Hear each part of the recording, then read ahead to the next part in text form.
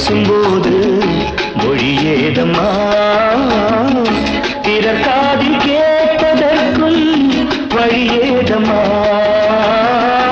ஒரு ஜோடி சேர்ந்து செல்லும் பயணங்களில் உறவழி வேறு இல்லை கவனங்களில் இளமாமையில்